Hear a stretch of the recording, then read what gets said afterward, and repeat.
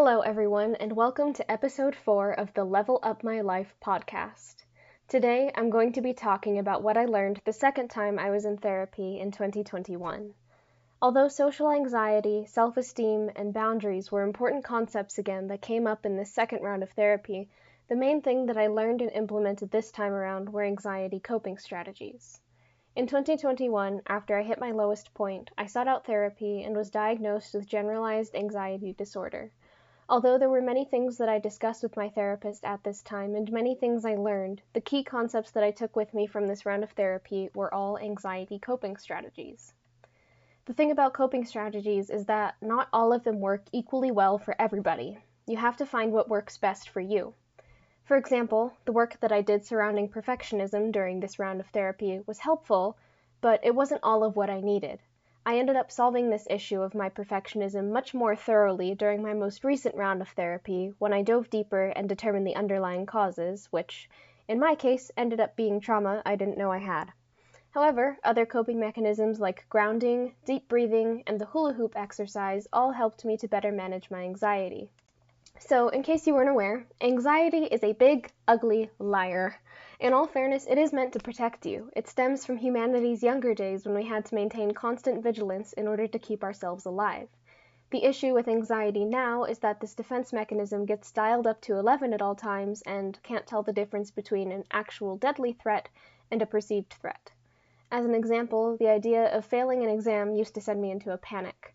I would panic while studying because I was so afraid that if I didn't study enough, I'd fail the test, and therefore the class. Then I wouldn't graduate college, then I'd be stuck living out of my parents' basement and just be a drain on society rather than a contributor.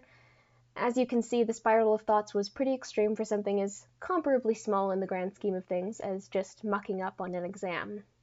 These were all the thoughts flashing through my head like red warning lights while I had my panic attacks, which were unfortunately all too frequent. The adrenaline rush and the sense of fear that would keep me safe from a mountain lion and help me to fight or flee found its way into very much non-lethal aspects of my daily life, which rapidly wreaked havoc on my nervous system. That said, I needed a better way to cope. In order to better cope with the anxiety of life overall, it's best to identify the underlying cause of your anxiety. For me, that was my fear of failure/perfectionism. This can help you determine the best coping strategies and sometimes reduce or eliminate the anxiety overall. Because I had generalized anxiety disorder, I didn't just panic or stress about school. I also fought off panic attacks while driving, because driving and the thought of getting into a car accident overwhelmed me with terror. I even had intrusive and catastrophic thoughts about me and my family all dying in terrible but also wildly implausible ways, thanks to my OCD, which only made my anxiety worse. So, one of the things that helped me is what my therapist called the hula hoop exercise. In the hula hoop exercise, you draw a circle. Inside the circle, you write out the things that you can control about a situation, or in general, and outside the circle, you write out the things that you can't control. This exercise is meant to give you perspective and help you realize what you can actually directly change in your life and what is influenced by outside sources or is entirely out of your control. As an example, when I did this exercise, COVID-19 was still a very big and scary, stressful topic for me.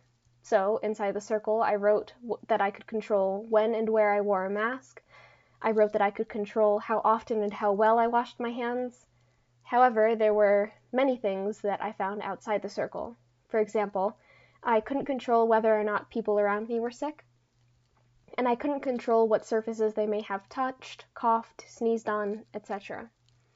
As strange as this may sound, realizing that so much was out of my control ended up becoming a bit of a relief. When you try to control factors beyond your sphere of control, you get more stressed and upset.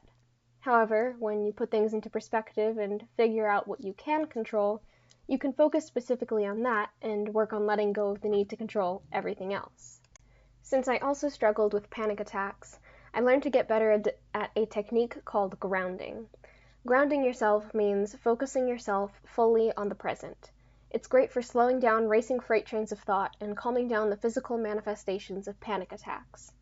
Grounding can look different for everybody based on what works best for them. Some people like to ground themselves by eating or drinking something. This works for many people because it signals to their brains that they are not in danger. It activates the autonomic rest and digest part of the nervous system rather than the sympathetic fight or flight part of the nervous system. After all, you wouldn't be drinking water or eating something while running for your life from a bear. If eating or drinking isn't an option, or you find it doesn't work as well for you as you would like, you can also engage your five senses. Focus on what you can see around you. If there are tiles or patterns in the wall or floor, count them in your head. Maybe pay special attention to the way the light source casts shadows and illuminates the room. Narrow in on colors or shapes and really ponder them. Alternatively, you can tune into sounds around you. If you have trouble doing this, you can try watching an ASMR cleaning or studying video. You'll learn to pick up on certain sounds in your environment that you might otherwise tune out. I personally like picking a sound, like the crinkle of heavily inked paper when you turn pages in a well-loved notebook, or the clack of my keyboard while I type, and focusing on it or creating it myself. Creating the sound myself also gives me a sense of control, which helps calm me down. If it's very quiet somewhere, hone in on smells in your environment. Try to pick out the different scents that combine to make a specific perfume or cologne. If you have perfume, cologne, a body mist, or some other scented item, take in the scent and try to pick out and savor every note in it. You can also tune into your sense of touch. I have to be careful with this one because sometimes I just get more uncomfortable or squirmy, like if I notice that my sock feels weird in my shoe. I tend to be hyper aware of these sensations when I'm actively panicking, so this is not my go-to, but it sometimes works for other people. If you have a fidget toy with various textures, take in every detail of those textures. If you're seated somewhere, note the texture of the seat you're sitting on. What is the temperature in your location? If there's a breeze or a draft, is it warm or cold? How does the moving air feel on your skin? And finally, you can engage your sense of taste. If food isn't an option, you can try sucking on a mint or hard candy and focusing on all the aspects of the flavor. Additionally, how does it feel in your mouth? If it's mint, does it have a cooling effect on your mouth and tongue? Does it burn a little like menthol? Where do you like to put the mint in your mouth? Do you stick it under your tongue? Do you hold it in your cheek? Are you constantly moving it around in your mouth? To go along with engaging the five senses, I also like to focus on my breathing. I really enjoy doing yoga and synchronizing my breath to my movements. If you have a moment to either meditate or do a quick yoga workout, I find that this really helps me calm down, regulate my breathing, and become more present. There are so many different breathing exercises you can do. You just have to find the one that works for you. I'm personally a fan of box breathing, where you breathe in for a count of 4, hold for 4, breathe out for 4, and hold for 4 at the bottom.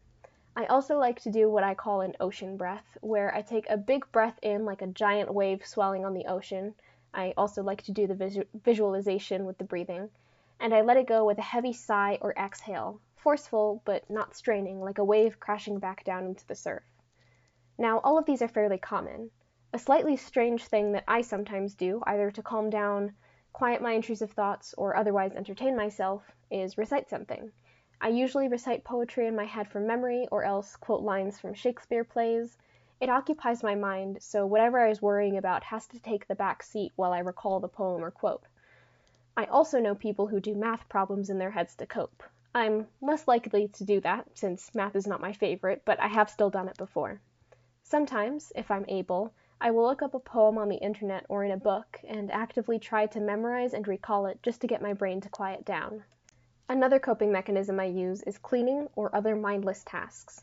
Recently, I've discovered that weirdly enough, I actually enjoy cleaning and organizing when I fully immerse myself in the task. Sometimes I try to be very present and intentional when I clean, using the sounds, sights, and smells to fully immerse myself in the cleaning process. Other times when I need to get cleaning done, I throw on a podcast or chat a YouTube video, usually about self-improvement, productivity, education, or another topic I like, and try to focus on what they're saying as I work. One of my favorite coping mechanisms for anxiety is exercise or other physical exertion. Now, I know that some of you might not really enjoy exercising. The good news is that exercise doesn't all have to look the same. Say you have a really sporty friend who loves pumping iron at the gym. Just because your friend really loves lifting weights doesn't mean you have to as well.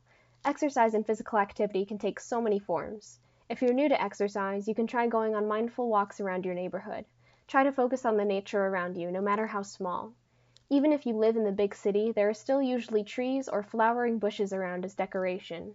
Notice the smallest of details about the leaves, the way the light filters through them, the sensation of the sun on your skin. Or, if you're like me and you love a good walk in the rain, enjoy how cool and refreshing the rain feels. Enjoy the sweet, earthy scent of petrichor. Wherever you go on your walk, there's always something to enjoy. If you don't live in a place where you feel safe going for walks, consider investing in a gym membership or buying yourself a treadmill, stair climber, elliptical, or other exercise equipment. If a walk out in nature isn't an option, you can motivate yourself to walk, jog, or run using your equipment by setting aside a podcast, show, book, or other enjoyable content that you only let yourself consume while you're walking on the treadmill. What if walks aren't your thing? That's totally okay too. Yoga is one of my preferred forms of exercise, and I usually do it while listening to calming music or following a YouTube video. One of my favorites to follow along with is Sarah Beth Yoga, in case you want to check out her content. Let's say you don't like yoga either. Dancing, gymnastics, sports, cleaning, taking a pet for a walk, rock climbing, and even just wandering around your home all count as physical activity too. It may take some patience and experimentation, but if you're willing to try, you will be able to find a form of physical activity that works for you. Some other coping mechanisms to consider include journaling, mindfulness, taking a relaxing bath or shower to mentally reset, integrating quote-unquote slow days, where you take things slow and listen to your needs, trying cognitive behavioral exercises, you can usually find worksheets on the internet, and talking with trusted family, friends, or a therapist. Hopefully this episode has given you some anxiety coping mechanisms to try out. There are so many different exercises and practices you can test to see if they work for you. And if they work some days or in some situations and not others, that's okay too. Self-improvement is a journey, not a destination. It will take consistent work, patience, and trial and error, but once you find what works best for you at your stage of life, it will help make your daily life so much easier. I truly hope this episode was helpful and enjoyable. In the next episode, I'll be discussing the lessons I've learned in my current round of therapy and how they have helped me level up my life. Thanks for listening, and I'll talk to you all in the next episode of Level Up My Life. Sending you all the good vibes.